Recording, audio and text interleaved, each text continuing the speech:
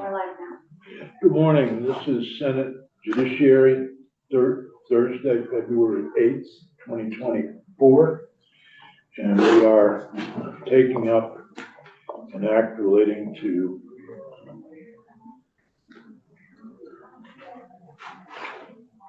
climate change cost recovery. And I want to make clear that this bill has gone through several iterations. Yeah, that word. That What word. we had stumbled over yesterday.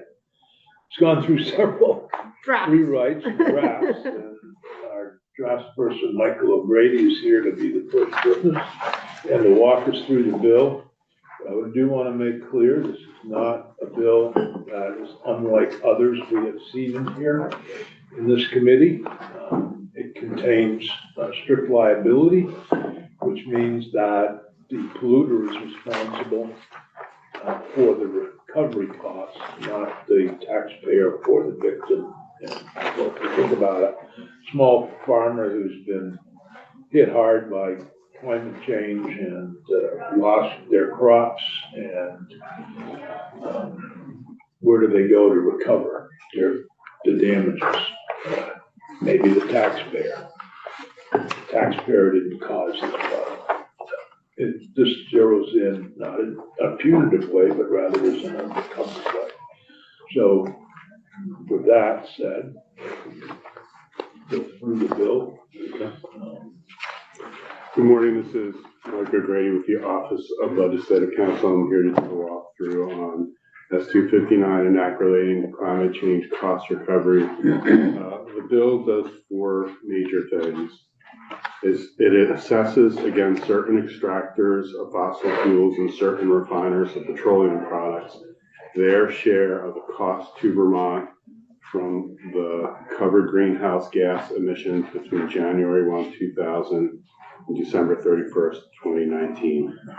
It establishes a fund in which those costs that are assessed to those extractors and refiners are deposited for the purpose of funding what are called climate change adaptive infrastructure projects or implementation of the Vermont Climate Action Plan. And then third, it requires A&R to complete a master plan for the use of that fund. And then fourth, it requires the state treasurer to determine the cost to Vermont of those covered greenhouse gas emissions between January 1, 2000 and December 31st, 2019. So that's a broad overview of the bill. The first section of the bill is the short title, and it is citing this bill as the name Climate Superfund Act. And I'm going to digress from the substance of the bill to talk about why it says Climate Superfund Act. You may have all heard the term Superfund in the past. Superfund is kind of a nickname for CERCLA, the Comprehensive Environmental Response and Compensation Liability Act. And that act is a federal act, but it also has a state version. And under that act, it imposes strict liability on the owner of a piece of property, the operator of the facility on that property, person who arranged for hazardous material to come to that property, and the transporter that brought that hazardous material to the property. It's strict liability on those four categories of persons when there's a hazardous material release at that property. And strict liability means with regard to fault, without regard to fault. So if the transporter brought it to the property and then the owner spilled the hazardous material on the property, the transporter had no fault, but is still strictly, jointly, and severally liable. And jointly means that transporter is liable together with the owner, the operator, the arranger, or severally if the transporter is the only one with the financial means to pay for that remediation, then the regulator can pursue just the transporter. So jointly, they're all strictly liable, but they can be severally liable if the regulator can pursue one of them. And generally, you are going to follow that same type of mechanism here. You're going to find certain extractors of fossil fuels and certain refiners of petroleum products strictly liable for the covered emissions that they contributed to or responsible for during a time period. And you're going to find them strictly liable, jointly or severally, for their cost share of the total cost to Vermont from those covered greenhouse gas emissions. That's why it's called the super fund, because it's a corollary to CERCLA and CERCLA's nickname of Superfund. Now, the Superfund under CERCLA was an actual fund. It was an excise tax on chemical manufacturers and petroleum products that went into an actual fund that was used to pay the cost when they couldn't find a responsible party to pay for the cost of the cleanup. So the responsible party couldn't pay for all of it or couldn't pay for any of it. The regulator went to the Superfund to get the money from that fund to pay for the cost. Just to be clear, I'm fairly familiar with Superfund. When I was chair of the Bennington Select Board, our landfill became a Superfund site. Right. And it was a very difficult process. But I just wanted to address that because I don't want there to be Right. confusion as to why this says Superfund. Because even, anybody who dumped into the landfill was considered responsible. So the garbage truck driver, for example. Yes, yeah. The owner of the garbage truck. And people that he picked it up from. That was Yes, contributors. contributor.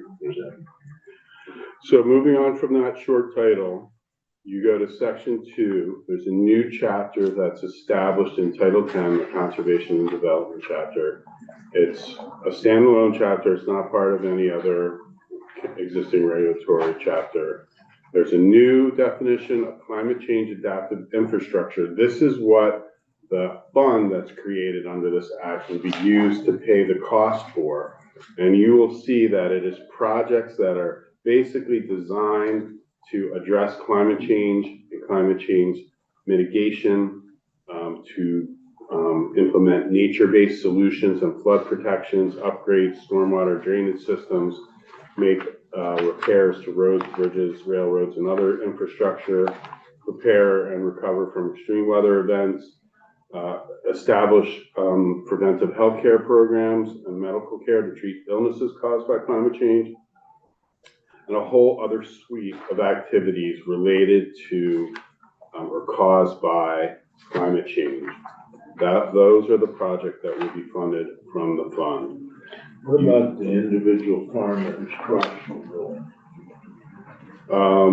That doesn't get covered by this fund?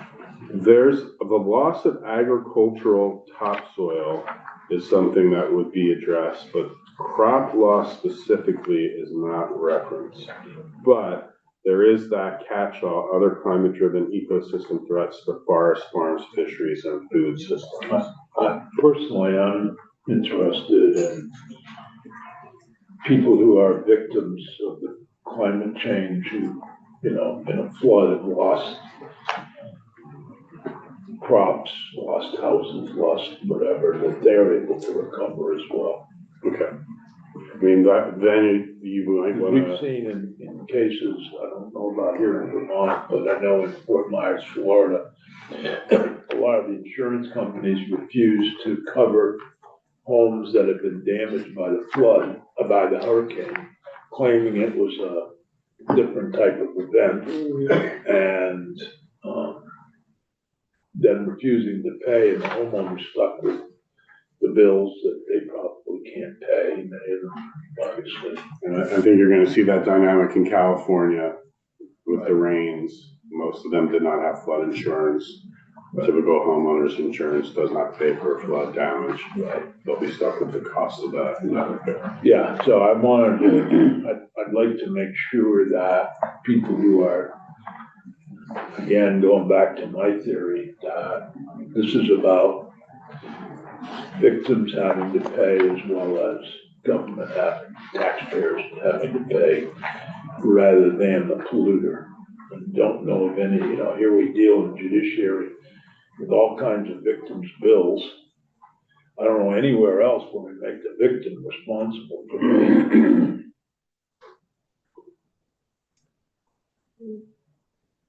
Well, I mean, I hear you, not in the terms of natural disasters. I think the only other place we see it is in our healthcare system when okay. someone gets in an Yeah, but I'm accident. talking about crimes like Yeah. rape and other crimes. We don't make the victim pay.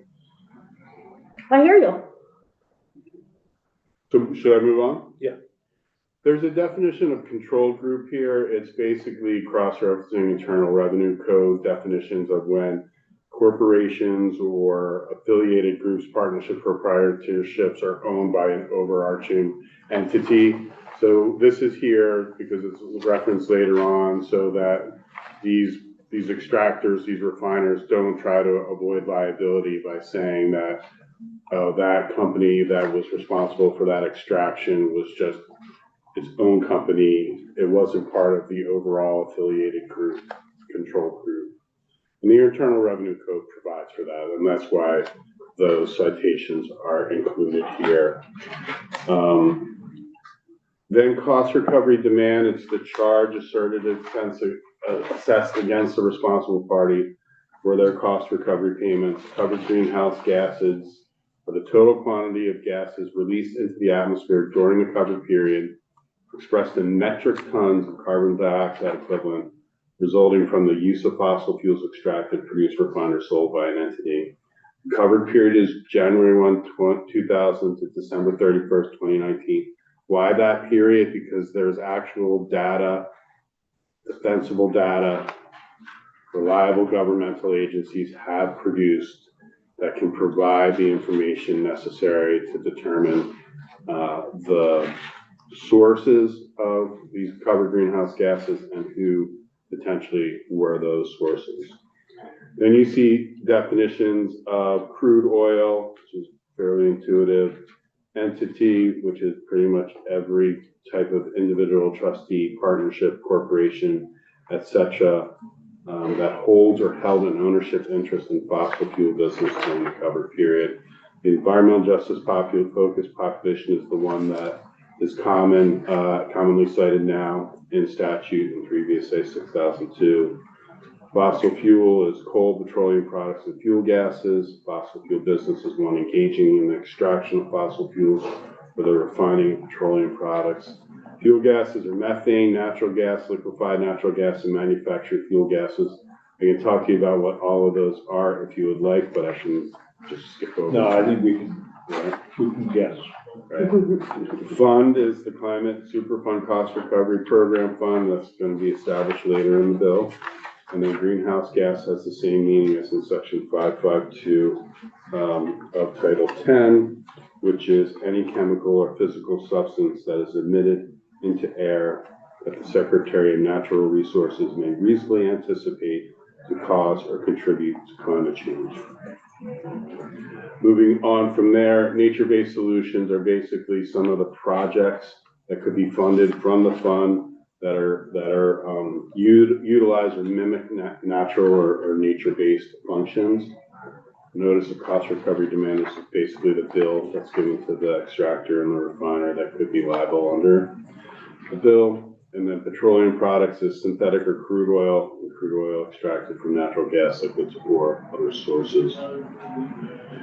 The big definition, the last definition, important definition, page 6, line 6, who is a responsible party?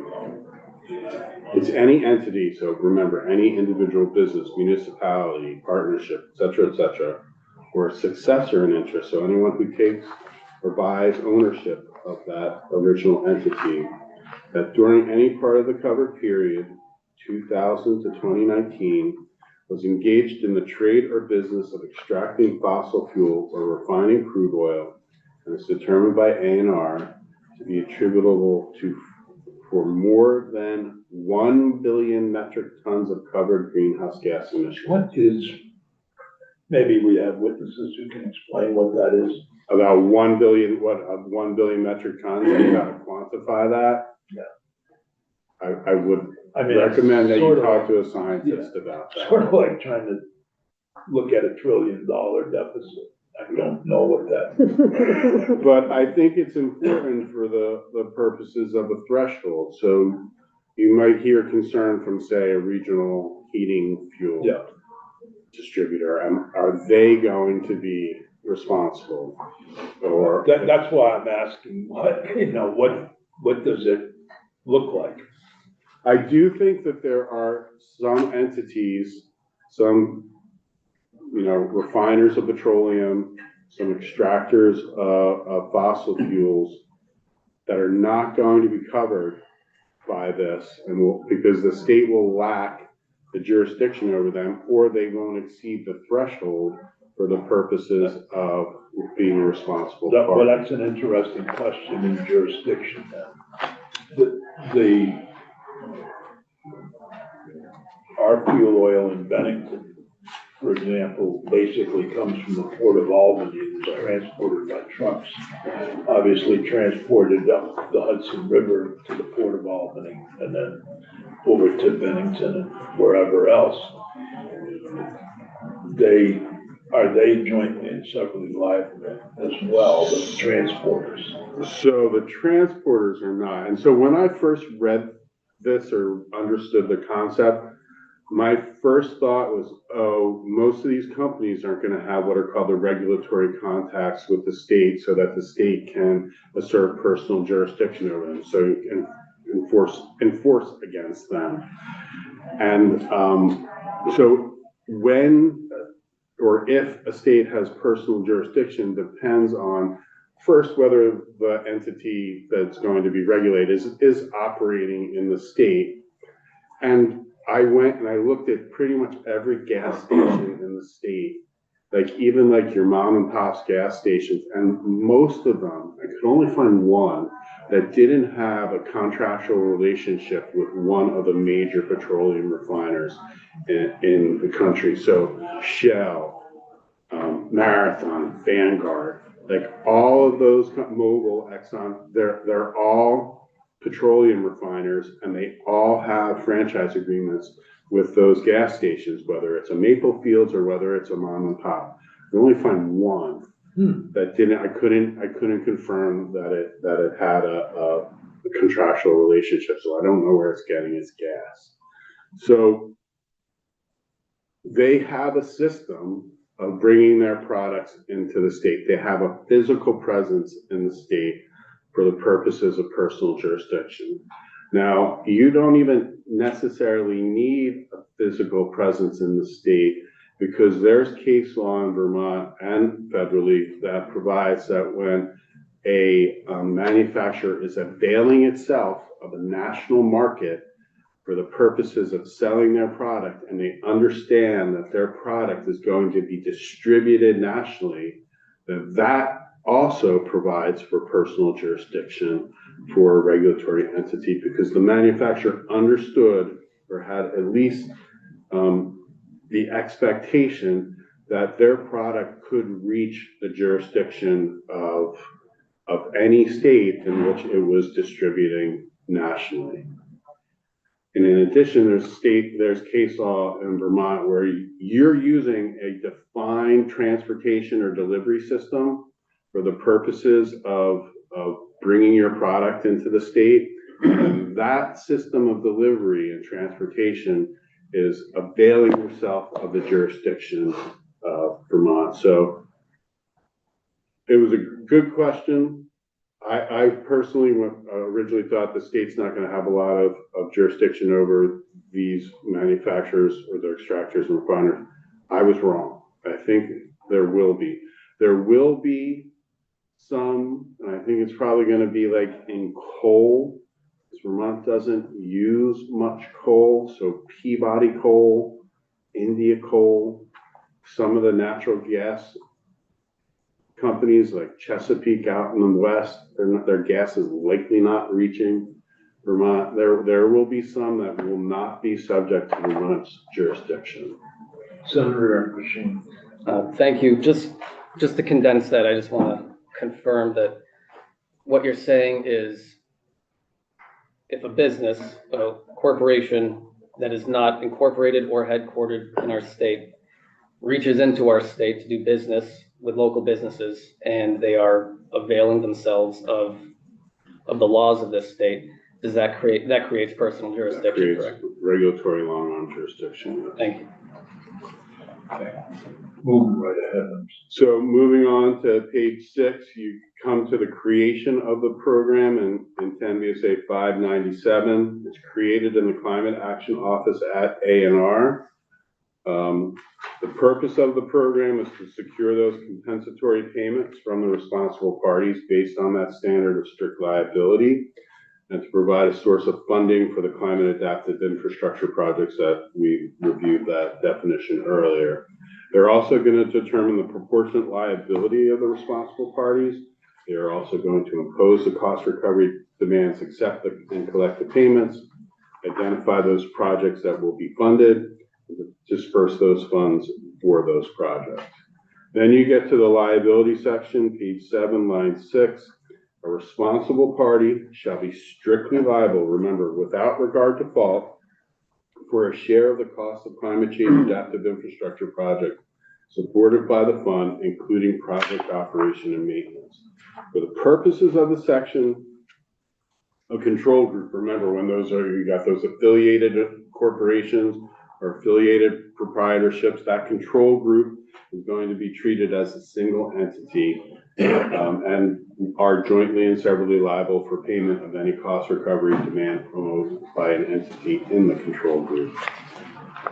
With respect to each responsible party, the cost recovery demand shall be equal to the amount that bears the same ratio to the cost to Vermont from the emission of covered greenhouse gases during the covered period. As a responsible party's applicable share of covered greenhouse gas emission bears to the aggregate applicable shares of covered greenhouse gas emissions resulting from the use of fossil fuels extracted, etc. That's a long way of saying that they're going to be assessed the same ratio of cost as the ratio of covered greenhouse gas emissions they emitted during the covered period. Now you're going to ask yourself, what are the costs to Vermont? And later on in the bill, you'll see that the state treasurer is directed to report back to you with an assessment of what those costs are based on his office's review of multiple factors. And that will give you effectively the baseline for determining, or give the agency the baseline for determining the ratio to be assessed for the cost recovery payment. So we should probably hear from the state treasurer. I do think he's probably an integral witness for. And we have the agency doing more secretary schedule maintenance.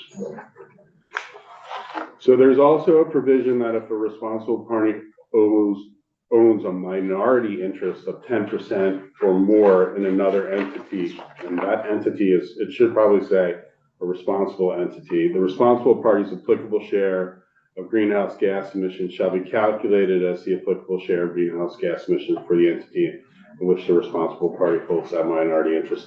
Basically, you can't escape liability by saying, oh, I was just a minority, I just had a minority interest in that. So you're just going to be assessed at your ratio for that minority interest. The agency uses US EPA's emissions factors for greenhouse gas inventories for the purposes of determining the amount of greenhouse gas emissions. So that is a known and reliable resource. So they're not making up the science. The agency doesn't have to build from the ground up the amount of greenhouse gases emitted or attributable to any entity. EPA has already done that. And then the agency made just the cost recovery demand if the responsible party establishes to the satisfaction of the agency that a portion of that cost recovery demand was attributable to someone else, another responsible party, or the crude oil extracted by the other entity was accounted for when the agency determined the cost recovery demand for another entity. There's potential for basically because of crude oil and how it's sold, there's a potential that some assessments might double cover some of that crude oil. So this allows for those refiners to appeal a cost recovery demand and say that it was already covered in someone else's cost recovery demand. For example, if it's fuel oil for heating versus gasoline, they can claim they're doing both. Right, so fuel oil might go to what they call a rack in Massachusetts, and at the rack, it might be commingled. And so during that commingling, and there might be potential for an agency to double assess. And so this allows for that refiner, that manufacturer, the entity to appeal that and say, hey, you've already got your cost recovery for that. Okay. So page 9 provides when the responsible party is going to be required to pay their cost recovery demand in full on or before October 1, 2026, or they can elect for a 9 installment plan. The first payment is 20% of their cost recovery plan. The rest, the remaining 8, is 10% each annually until they pay off. So let me, this is basic and sound a little silly, but and maybe others can speak to it, but we're not going to court here. We're just assessing the company. Right, so it's or the polluters and asking them to pay. What if they say no? well, Does that come later? that comes later. Okay. And we can skip over the installment plans because it's an installment plan, right? It's if you fail to pay or if you go out of business and the agency can. But you know, I'm payment. suspecting that many won't pay voluntarily. Right, and so you'll see first on page 10, line 9. Any responsible party that receives a cost recovery demand may request a hearing with A&R to contest that demand. And so it's going to be held as a contested case hearing underneath the contested case hearing requirements of the Administrative Procedures Act. It's not a trial, but it has similar aspects to that. And an important part of a contested case hearing is if the party that is being assessed disagrees with the result of the contested case hearing, they get an automatic appeal to the Vermont Supreme Court. So they will have due process. Directly to the Supreme Court? Yes, it goes directly to the Supreme Court. So you should probably hear from the Supreme Court. You should probably hear from Judge Zone, probably. Right. Zone A or one of the justices. So that resistance from the covered entity, the entity, the responsible entity, they will have an opportunity to contest. The courts will have an opportunity to say that, yes, they are liable and they're liable for what they are assessed. On the Exxon Mobil case that's currently ongoing, my understanding from the Attorney General is that the holdup, it's been over a year, is because the company wants to use federal court rather than state court. So that's the argument, which sounds familiar. I do think that this will be litigated almost immediately. There are multiple arguments that a covered entity could raise regarding this. I can talk to you about those arguments and where I see it falling. I also think you should talk to the Attorney General about that. This bill is, Keeping notes of who we need. this liability is retroactive, right? It's Right. going back to the covered period between 2000 and 2019. That's okay. Legislatures generally, the rule is you enact prospective law. Right. But you are allowed to enact retroactive law, provided that you don't violate the constitutional rights of another person. But I was specifically the federal versus the state courts. Right, and what I basically think will happen is when there's litigation, if this is passed and it's implemented, or maybe even before it's implemented, the, likely an association of these representing these covered entities will file suit, and they will file suit in federal court. Because there are constitutional issues that are US constitutional issues that arguments that they can bring. Okay. And then there's also a preemption argument that they can bring.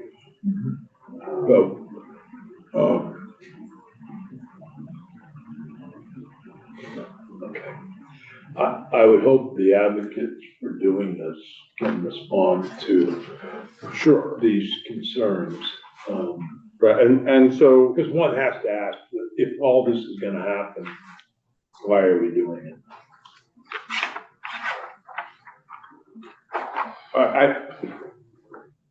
I'm gonna digress again. I didn't mean for you to answer that question. I'm gonna digress again. It's a first in the nation law. So there are other states that are pursuing it. And they might ultimately be the ones to first enact it. But whenever any first in the nation law, especially one that creates liability for any set of individuals is enacted, there's gonna be litigation about it, especially at this scale. That's interesting. I mean, you and I and others worked on the strict liability for what we saw in Bennington. And we never were able to get anything more than the medical monitoring. Well, you did actually get something more than medical monitoring. You created the medical monitoring cause of action, which is not a strict liability provision. It basically just says that certain conditions are met by certain manufacturers, then they're responsible to potentially, because the harmed entity had to go to court, they were potentially liable for a medical monitoring program. But you also said in the state's strict liability program for hazardous material releases that manufacturers who knew about the hazardous nature of their product and still marketed and sold it in the state, that they were going to be strictly liable for the cost of hazardous material cleanup. You did do strict liability in that bill. Okay, that you're right. Yeah, we should look at that in conjunction with the other bill on strict liability, 196, I think it is. Or 260.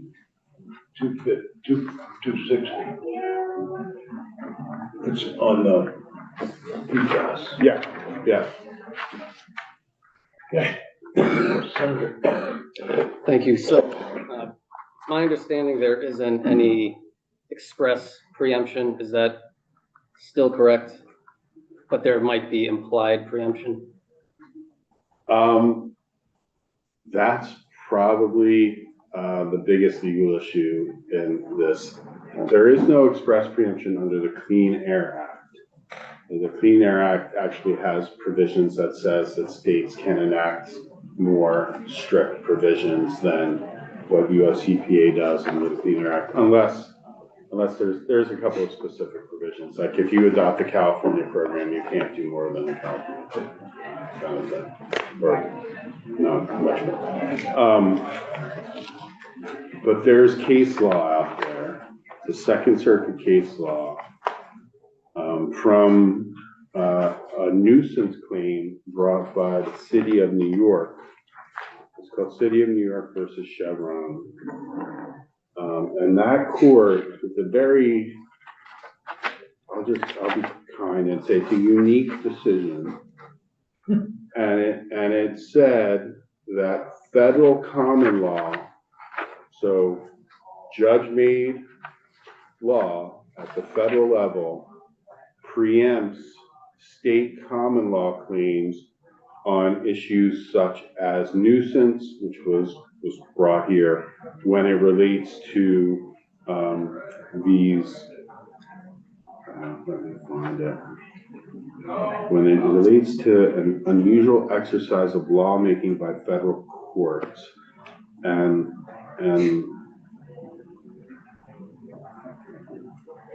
when it essentially falls into two categories, those in which a federal rule of decision is necessary, and those in which Congress has given the courts the power to develop substantive law. And so basically they said that the state law nuisance claim that New York City brought against Chevron was preempted by federal common law, that that kind of cross-boundary, multiple entities, that's a federal common law case that preempts the state nuisance law. And then they said the Clean Air Act preempts, and EPA's authority to regulate emissions preempts the federal common law. So they couldn't reach a decision because their federal law, common law, preempted the state common law, and then the federal Clean Air Act preempted that federal common law. So there wasn't a decision there. I would talk to legal experts about how to view that and whether or not that is a restriction. You're going to have varying opinions on that. But then there was a case, West Virginia versus EPA, U.S. Supreme Court case. Remember, that Second Circuit case said EPA's ability to regulate greenhouse gases preempted that federal common law claim. Well, then in West Virginia versus EPA, the Supreme Court said because it's a major question about what EPA can regulate greenhouse gases, and it wasn't specifically, what they were regulating wasn't specifically referenced in the Clean Air Act, they didn't have authority to regulate that greenhouse gas the way that they were regulating it.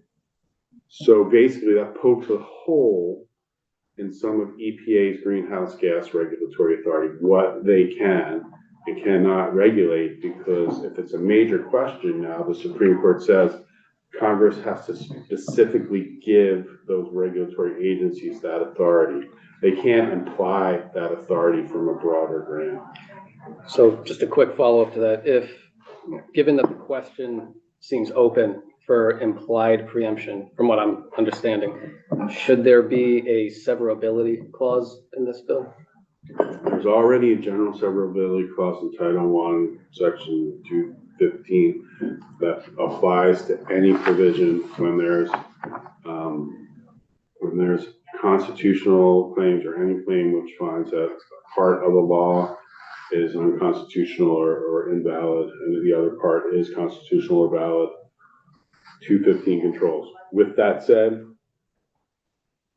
you have put specific severability clauses in the statute before. Thanks.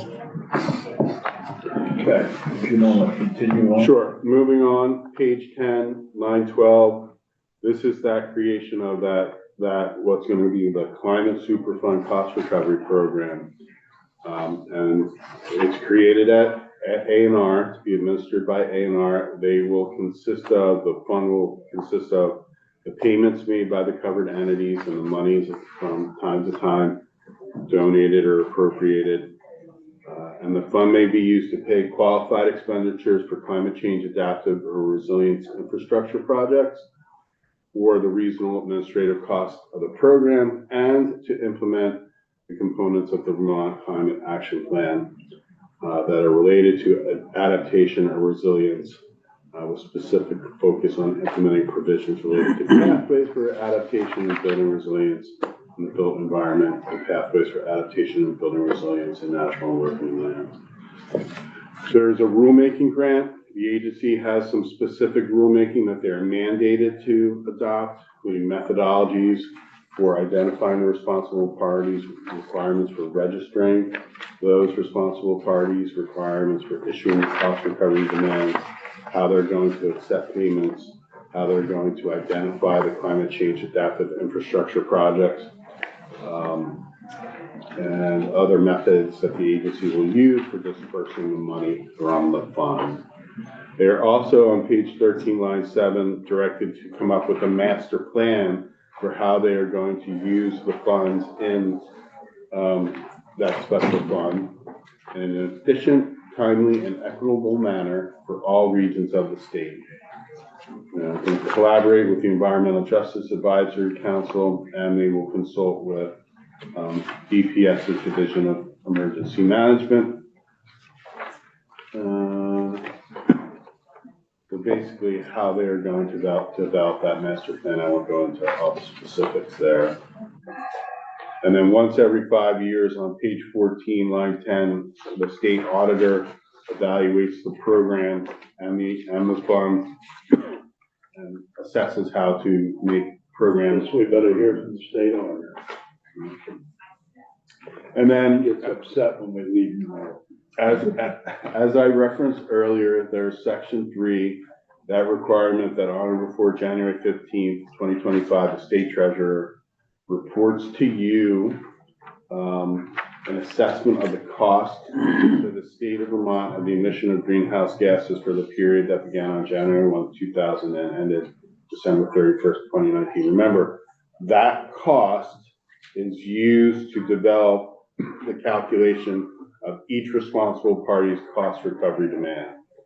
And that assessment from the treasurer will include a summary of the various cost-driving effects of greenhouse gas emissions in the state, a calculation of the cost to the state of Vermont of each of the effects identified, and an estimate of the cost to Vermont of the effect of the emissions of greenhouse gases between January 1, 2000 and December 31st, 2019. Now, one of the things that I've heard from at least one advocate over the past couple of days is that this cost to Vermont, in their opinion, should not be considered to just be appropriations from the General Assembly as the cost to Vermont.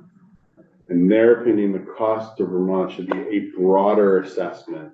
Things like the effect on health, effect on the environment, and not just what is appropriated from the state for the purposes of response to climate change.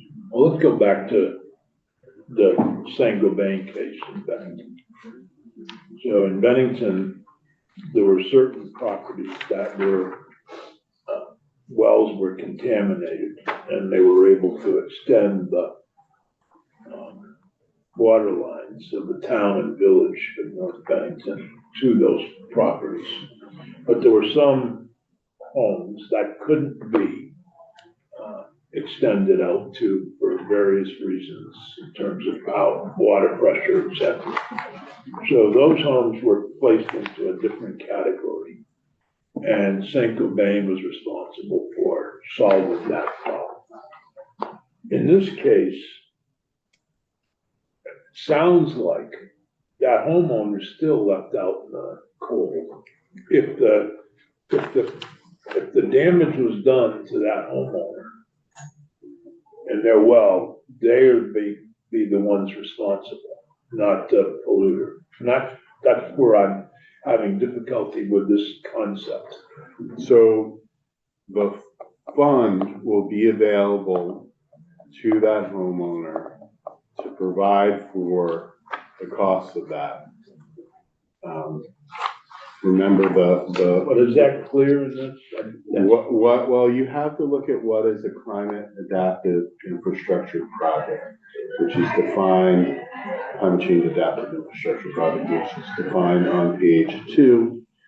It's infrastructure projects, so well systems, drinking water systems, that's infrastructure, designed to avoid, moderate, repair, or adapt to negative impacts caused by climate change, and to assist communities, households, and businesses in preparing for future climate change disruptions. Climate change adaptive infrastructure projects include flood protection, upgrading stormwater, making upgrades to transportation, preventive healthcare, retrofitting sewage treatment and other infrastructure vulnerable to flooding, like water systems, installing energy efficient cooling systems, et cetera, et cetera, et cetera. And then last, that threats to forest, farm, fisheries, and food system. If you really wanted to be specific, you could include impacts or failures caused, drinking water failures caused by climate change or something. I'd like to make sure that it's clear that people who are damaged are eligible under the Superfund to recover the cost of those damages.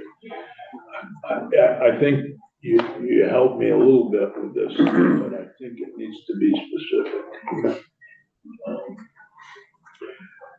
The last substantive section of the bill is page 15, going on to page 16.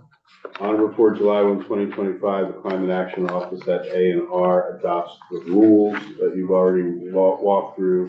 And then on or before July 1, 2026, they adopt the master plan for the use of the fund. The whole bill goes into effect July 1, 2024, but as you've already seen, there are dates built into the substance of that. Thank you, Mike, for talking. Thank you. Just wanted to actually follow up on, I think, a topic that you were just touching on, and this is a bit parallel to it. If a private individual or entity is harmed by one of these corporations, whether it's, dumping waste nearby and, causing pollution directly in that well water or on their property, and they get money from this fund, are they then prohibited in any way from filing their own case against them? That's actually a really good point. I think you would probably want to clarify that. That any award does not limit the rights, legal rights that and remedies available to a person that receives an award from. I think that's. So would that be a savings clause? Yeah, it would probably, because right now underneath the rulemaking, there's the opportunity for grants to private individuals. I will think about the best place to put it, but I think it's probably going to be under the fund. Okay. Thank you. To put something there. Thank you. That's a good point. Senator Bohowski. Thank you. So two things. One is for you, or maybe Olivia. I think we should probably hear from the Environmental Justice Advisory Council, given that they are also named in the bill. I don't know if they have a chair but that would probably be good to figure out and hear from. And then for you, Michael, so we're doing a lot of flood recovery, disaster mitigation work in government operations right now. And one of the things that has come up over and over and over again is sort of buyouts or mobile home parks that are built in floodplains. Is there any provision in here now that would allow to use money from this fund to move people, to buy homes out, to do that sort of, to actually, I know there's floodplain mitigation in here, but I don't know that that carries as far as to make sure the person who previously lived in the floodplain now has a home to live in that's not in a floodplain. I do think the definition of climate change adaptive infrastructure project is broad enough to include buyouts, especially because it is available to address the negative impacts caused to communities, households, and businesses, which all could be subject to a buyout. But there's no specific reference to buyout. We're only going back to 2019. Right, no, I know, I think Well, that's where you're going back to assess their responsible costs. Right. Going into the future, the climate change fund is going to be used, the super fund is going to be used for projects going into the future. So buyouts was only half of my question. The other half of my question is if this fund could be used, because we also have a housing shortage. So we might buy someone out of their home and they have nowhere else to go. So could this be used to build in a non-floodplain affordable housing so those people have a place to go?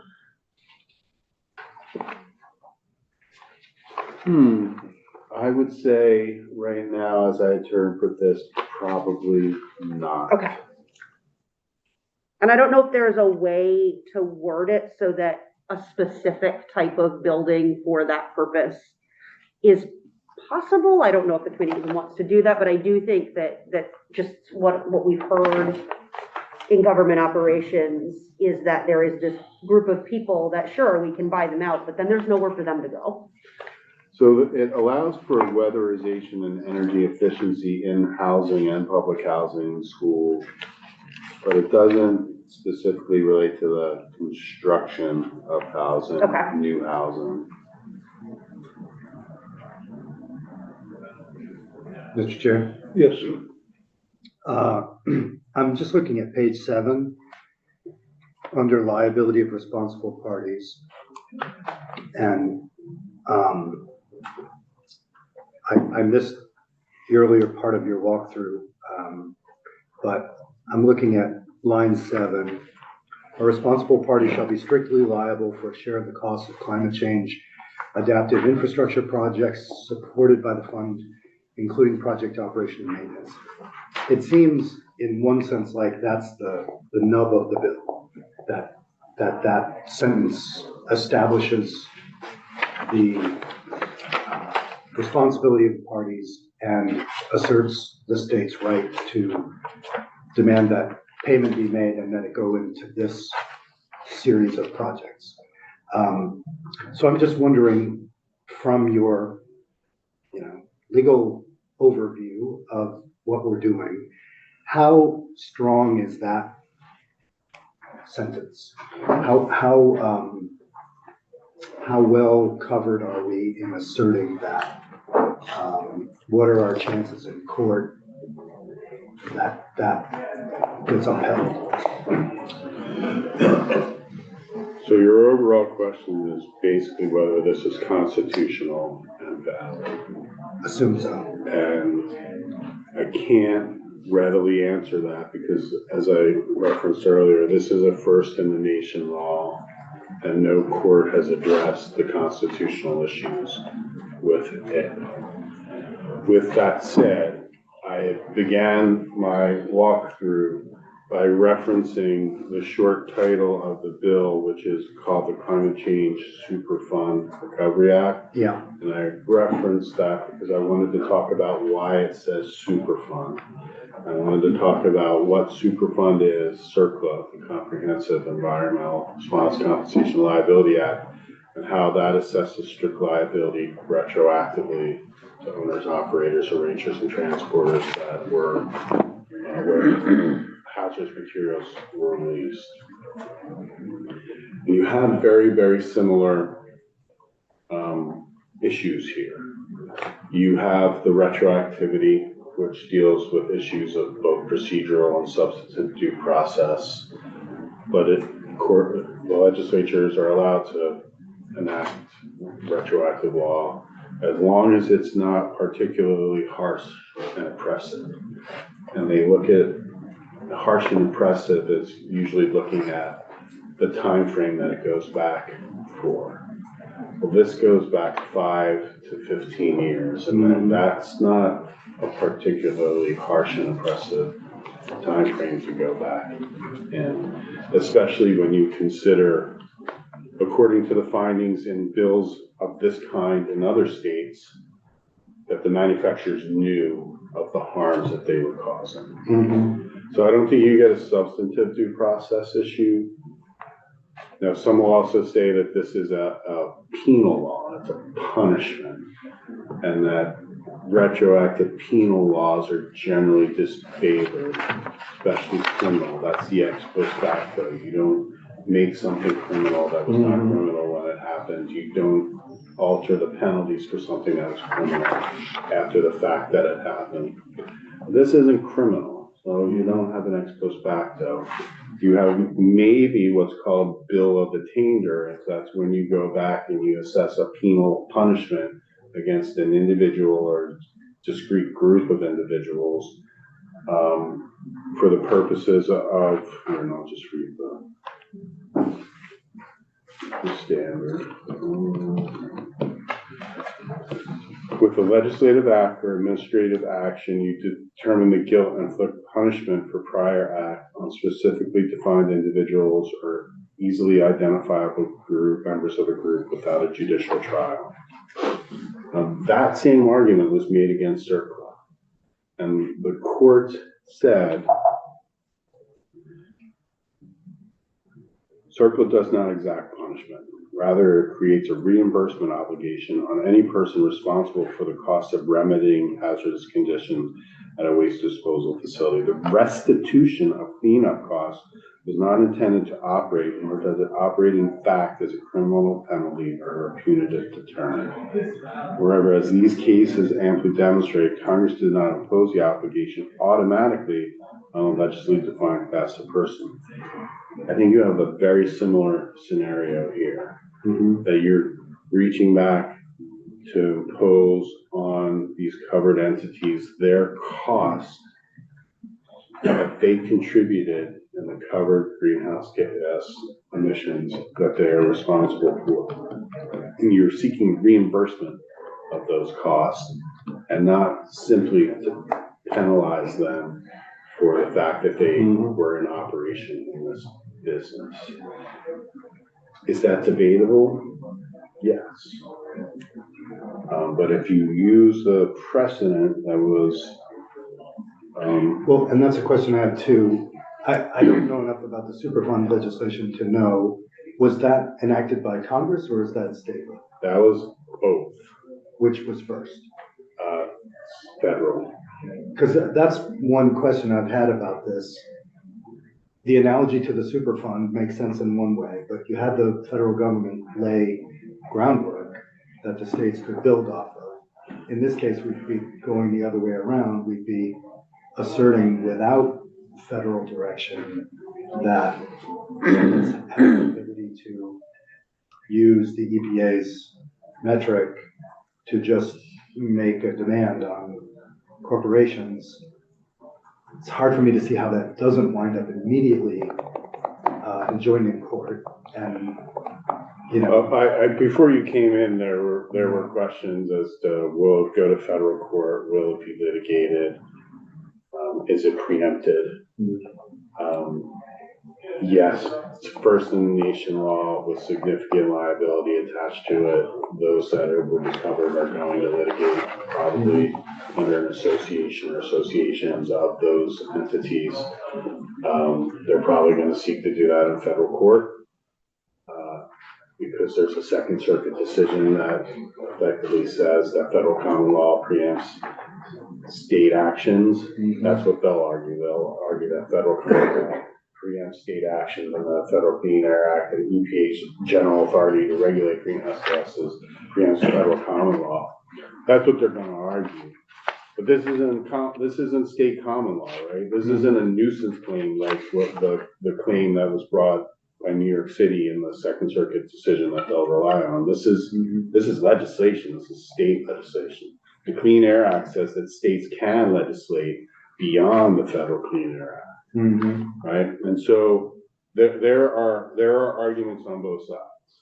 And I guess legislating beyond the Clean Air Act, I can see us passing something stricter than the Clean Air Act. It's the liability for past actions that has me worried. It just seems, in other words, a world where we can write a sentence like the one I outlined, and suddenly we're owed, $100 billion or whatever. It just seems far beyond what I've ever thought the legislature was capable of doing. Yeah, I think you're right. I mean, this is new. I hopefully hear from both sides about why we should do it or why we shouldn't. But I'm not saying that there aren't legal issues here. There are legal issues. yeah, there are tons of them. And I think many of them can be addressed, but I cannot give you a definitive statement that a court is going to find this way or in any way on any of these legal issues. But fair to say it will be years long and extremely expensive to litigate. I would expect. Yeah. Senator Hashim and then Senator Norris, and then we'll go on to our witnesses, I think, unless there's other questions. actually, I think I'll save my questions for some of the next witnesses to address some of the issues that are being raised, so. Senator Norris. Thank you. One of my questions was answered when Senator Ruth asked the questions in reference to constitutional issues. I have several questions, but I'm going to ask two basic minimum ones right now, Mike, because I'm sure we're not going to pass this up by tomorrow. So the years 2000 through 2019, what is the purpose of that? Where did that come from? So that's a set of data that's readily available, that the EPA has calculated and is reliable for the purposes of determining the sources of the greenhouse gas emission. Okay, and I'll stop with a second question here. You said fossil fuel dealers or whomever knew about this back in 2000. How was that? How'd they know about it? I only referenced in that regard to finding sections in the other state bill, in the bills in other states. That I don't know that for sure. I can't attest to that, but I just said that in the finding sections in other bills, they state that those manufacturers knew of the harmful effects of the greenhouse gas emission. Is that something we would have access to, or you could? I have them here. I'd have to just go through mine. Put them online, that the chair agrees, so. Yeah, that's fine. And I'll stop there, but I have several more questions, but they're gonna be lengthy, so. Senator Bohowski, do you have another question? No. Oh, good. Because John Groveman is chomping at the bit.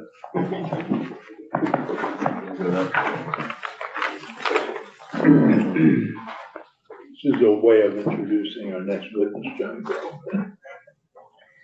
Good morning. Good morning, John. How are you? Good. Good to have you with us. You back in the committee? Yeah. I've been here in a while. For the record, I'm John Groveman. I'm the Policy and Water Program Director for the Vermont Natural Resources Council.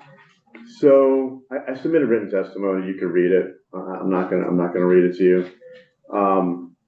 I'm here today to, talk about the need for this legislation and some of the overarching provisions in it, and to try to begin to assuage some of your concerns. But you should hear from all the witnesses some of the concerns that you just raised about that this is first in the nation, and some of the provisions to try to create the context that it's not as, this is definitely a next sort of step on using sort of CERCLA-like strict liability and retroactive liability. But I just want to kind of create a little bit of a context.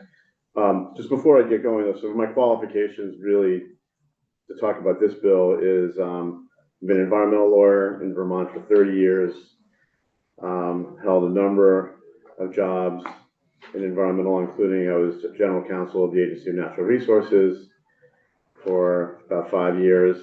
And, I'm working at VNRC now. For 10 years, I've been working with a coalition of groups throughout the country on toxic pollution, and really focused on the PFAS issue. Often issues related to liability and holding polluters accountable. And there are a lot of parallels that have already been identified.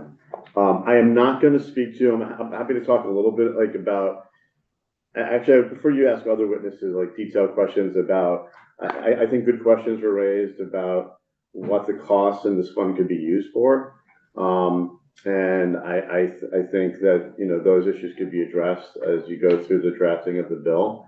But I'm really here to kind of talk more broadly, and I would urge you to kind of get into the details with other witnesses about how can we clarify who could recover in the bill, what can we use the money for, how are we coming up with the trigger thresholds, like the billion metric tons, and what does that look like. And there is, I think today you're going to hear from a legal expert who has thoroughly researched from her perspective the issues, all the issues that Mike O'Grady talked about, the issues of preemption and constitutional issues and so on and so forth. And there's no question that if this bill is passed, I don't think anybody doubts that there will be challenge in court. I think it will be.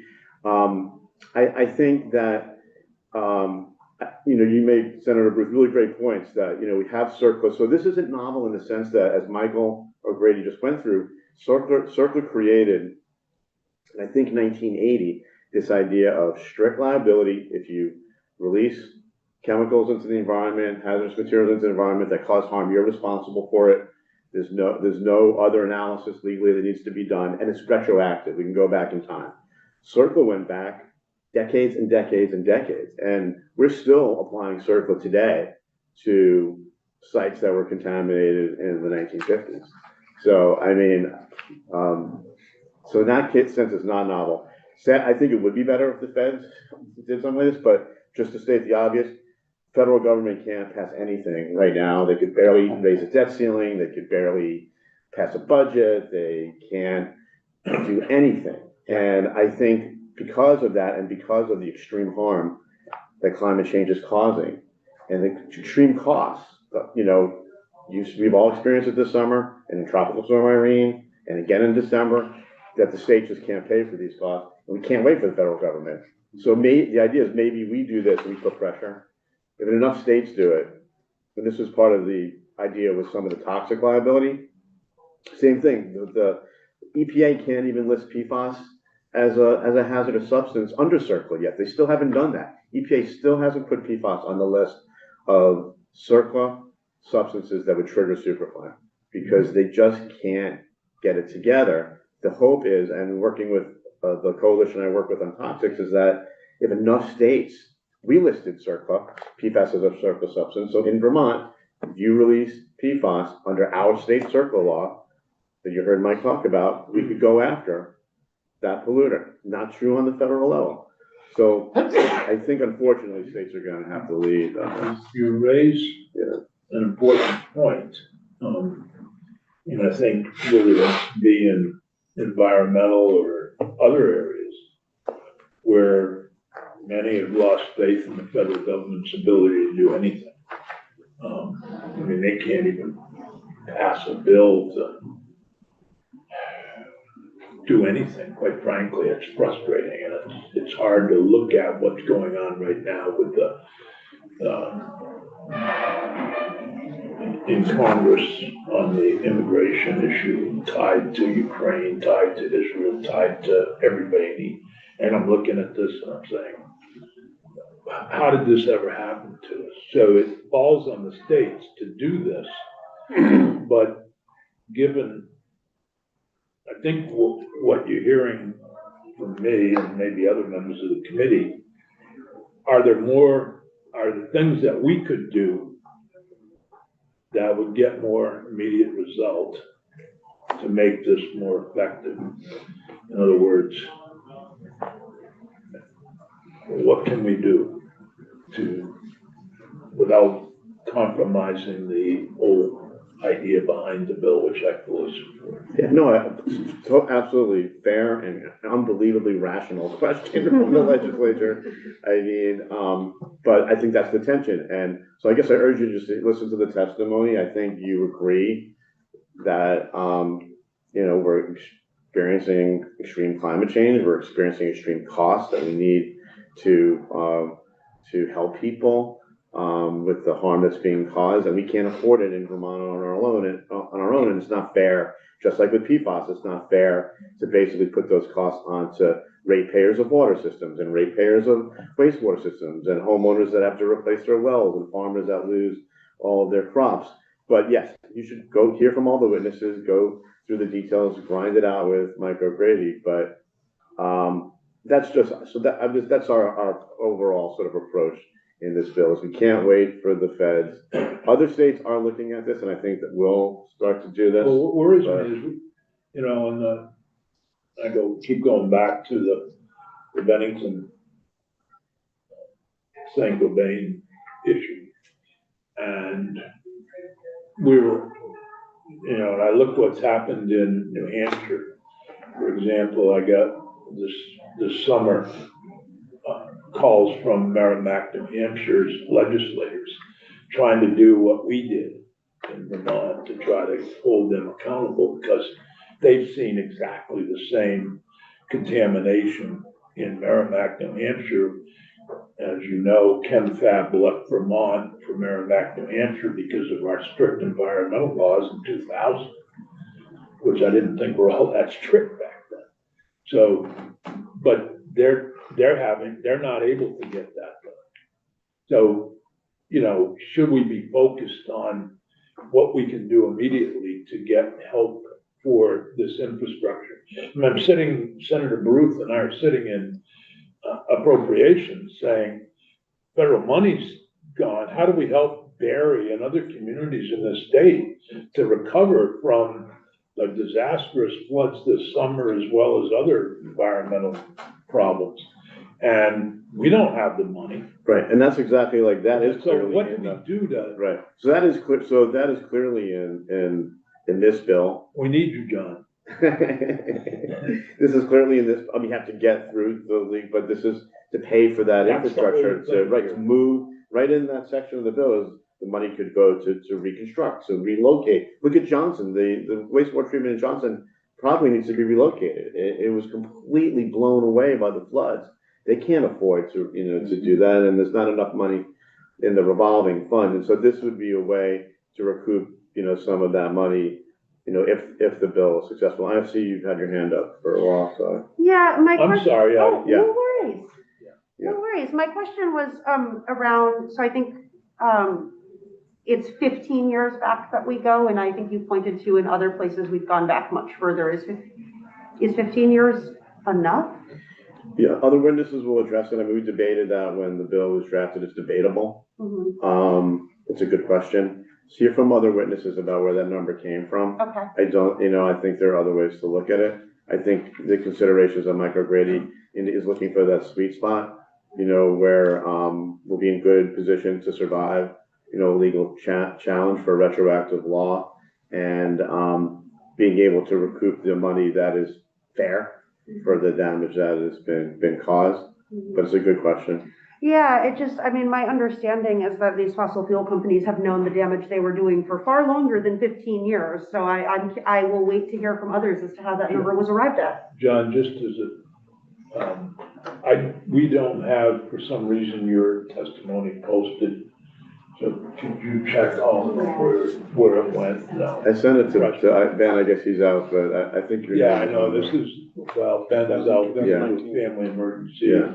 And unfortunately, we've had to fill in, and they've been doing a great job, but somehow your testimony's Yeah. not on our webpage, so. Yeah, I can send it again, If you or if could. you don't have it, you can let me know. If you can't find it, it's fine, it's not your fault. Yes, sir. Were you done, Senator Bohosky? Yes. Okay. I fully take the point that, as Senator Sears said, we're at our wits' end for how to get money to affected communities, Barry, Montpelier, all around the state. I guess my worry is that if Vermont goes first, we won't get money to help those communities. We will, for years, be paying for litigation. And I spoke with the Attorney General about this. She believes she would need multiple lawyers just to be working on this lawsuit.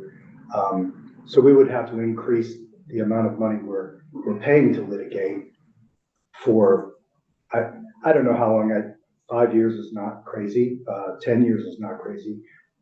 We have a lawsuit pending, I believe, that the Attorney General filed on consumer, in a consumer protection side, and that is tied up in the courts. So I think that's a good indication of what we can expect. So I hear what you're saying, but for the short term, even into the medium term, we would have less to help communities because we're pursuing this. So I look at a state like New York, which I understand has moved a similar bill out of their Senate, and it's halfway through the process. New York is a state with vastly deep pockets.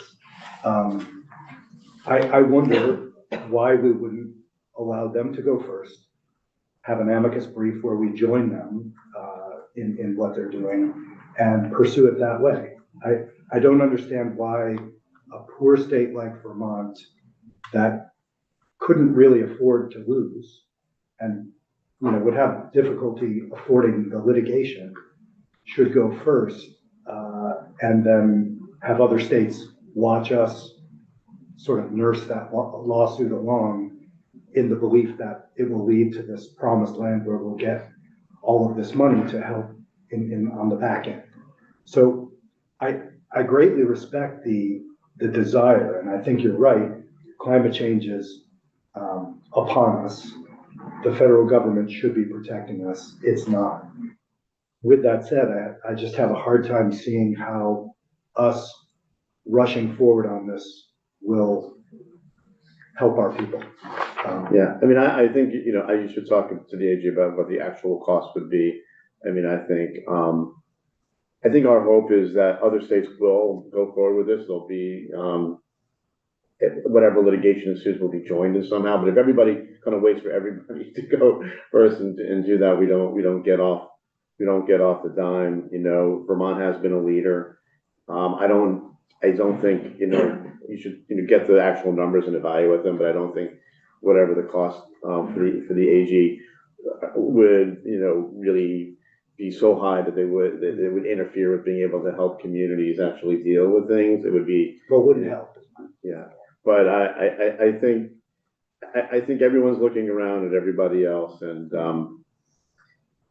someone needs to get these going. And I don't think that I think the legal issues, I don't think will take forever to go. I mean, the constitutional issues and the preemption issues. I think what really would end up being, you know, litigated, it's a little more complicated, is if we have the program, it's when the assessment gets done. Because the way this works is, and again, so it's the state. So also something that came up before was, you know, I just want to highlight the distinction between state and private liability. So CERCLA is EPA suing responsible parties, polluters, to recover. Our state CERCLA is suing the state, like so Saint-Gobain with the water lines, the state under the state CERCLA program, because Saint-Gobain released PFAS, contaminated the wells, the state could go after Saint-Gobain, recover money to basically run sewer lines out to people who don't have water systems anymore, or repair water systems. That's the state doing that. And then there are private lawsuits. And the medical monitoring provision we put in to the law was to allow people who were harmed to sue companies. The PFAS bill on the wall that you have, that's 261, would be for sort of private liability. So, you know, there's different sort of liabilities, but this is allowing the state, Yeah, I don't basically. want to ignore 261. I think that's an important. Yeah. That we should be looking at as well. But it's adding to the state, you know, I think, like I said, the constitutional issues are not heavy in evidence. It's not a lot of discovery. It's like, does the Clean Air Act preempt this? Is this constitutional? I think once we get the program going, the disputes could be, you know, over the assessment, because this is the state basically doing this type of assessment and then basically getting a bill over it. That's a little more complicated. But I don't think to get the law in place, actually, I mean, there'll be a legal fight, but there are these overarching constitutional issues. Well, and I guess when I talk about the litigation, I'm putting them together. The litigation that might stop the bill in its tracks and the litigation once the assessments come in. I just think it would be full court press from the deepest pocketed corporations, perhaps the most liable, perhaps the least possessed of a conscience. I'm willing to admit all of that, but I'm just talking about the reality of whether Vermont leads on something like this. Given New York is halfway through their process, yeah. What I would like to do as process for us is to listen to Mr. Groveman, who I have a great deal of respect for, and continue today, and then have a discussion in the committee about where do we go from here. And I agree with John completely that it would be helpful to take up S-261, which is the strict liability for PFAS. Substances, as well as if we decide to continue with this, or your argument, you know, we should hear from the Attorney General. What is it going to cost us to defend this? Right now, the big argument is whether or not the ExxonMobil case should be in federal or state court, and it's been going on for over a year. They You know, that's the delay tactic, so it's what you just described. Yeah, So the problem is immediate. The remedies are immediate, and yet we're gonna wait. Assuming this bill passed, assuming the governor signed it, assuming that, it's all put together, we're a ways down the road before we can help people. Yeah. So we're gonna have to find some interim. Yeah, I mean, I I think, think we need to have an honest conversation in here whether we go forward or not, but hopefully we get enough testimony from those for and against the bill to decide what to do. yeah, this completely should hear from the AG and make that evaluation. A couple of, obviously, regardless of, you know, how long litigation, we're gonna need we need steps now. Like, we need money from the federal government. We need FEMA to step up from the flood damage from July. We need, you know, there are bills in the legislature this year, you know, what the state could do to try to pay for some of these issues, and that's not gonna end. If we are successful ultimately in this program, though, we could recoup those costs.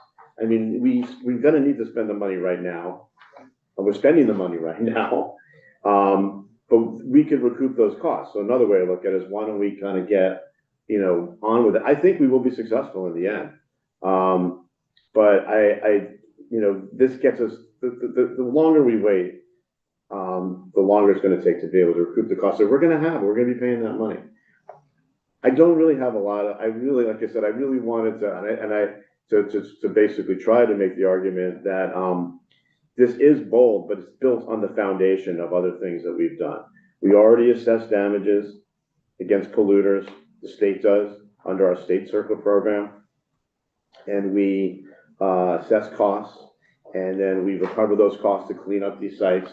We already have passed a bill to hold the manufacturers of chemicals like PFAS responsible. So we've reached in to the DuPonts and the 3Ms companies with the largest pockets in the world, as large as the oil companies.